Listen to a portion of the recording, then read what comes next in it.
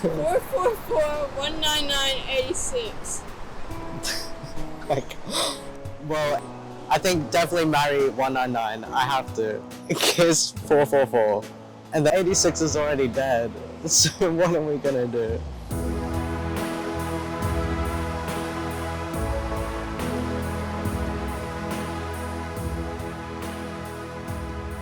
Introduced in January 2023, the 86 loop traveled South Brisbane and West End, quickly becoming a part of daily life to Brisbane residents. It connected people to schools, cultural institutions, residential areas, and the South Bank precinct, until shut down almost 2 years later, leaving many disappointed in its loss. We were appalled. We thought it was an experimental thing, yes, but usually when something is on trial, and if it works, then it continues. All our feedback and all our modelling was that the 86 service was working. It was being used, and the people, and particularly the school children, were taking advantage of it. Public transport, in particular buses, are vital to Brisbane's accessibility. However, the LNP-led decision to remove the 86 left unions, local representatives, and residents confused on why the valued service was cut. Public transport is very important to people within the electorate. What we saw was an incredible use of the 86. There's a lot of community dissatisfaction with the decision done by the LNP administration because the 86 became a really important connector. It got people to work, it got kids to school.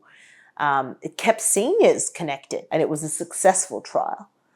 And somehow it's still been cancelled. Oh, look, if it had been in an LNP council area, it would still be going.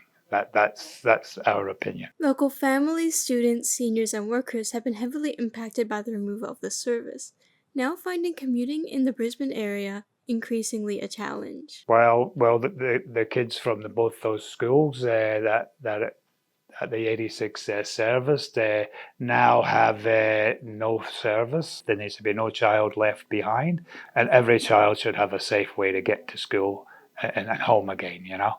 We've got another person who's not here. She's away at the moment, and she loved that bus. She would go from here and she would get off and go down to the Parklands and meet her extended family, her children, her grandchildren, and her great-grandchildren down there. And she came from a regional town, came here and just blossomed into city life using that bus. Now, residents are taking their fight to save it to City Hall. Resurrecting their bus route, one scone at a time. I think you're sort of expected to be I suspect you're expected to be timid and, you know, all you can do is make scones. But I think those scones had carried a lot of weight. We offered a morning tea to the mayor and a trip on the bus because we wanted to show him why it was good. And we got no response to that after 2 months. I said there, well, you know, I've got a good mind to take those scones that the mayor doesn't want and just give them away at a bus stop. So people contributed flour, eggs, butter, from the wider community. So we took it to the Cultural Centre 86 bus stop and gave out scones and water. And jam and cream. Oh, jam! We didn't do the cream, did we? No, they were buttered. It was too hot. Yeah, it was a hot day. I think this is one of the unrecognised joys of public transport. Yeah. People somehow think that personal transport is the best, but actually you remember you're part of a community on public transport. I've actually prepared a little poem if you would like to hear it. E, you were always energetic. I, you were inspiring. G, you were so great. H, I loved you with my whole heart.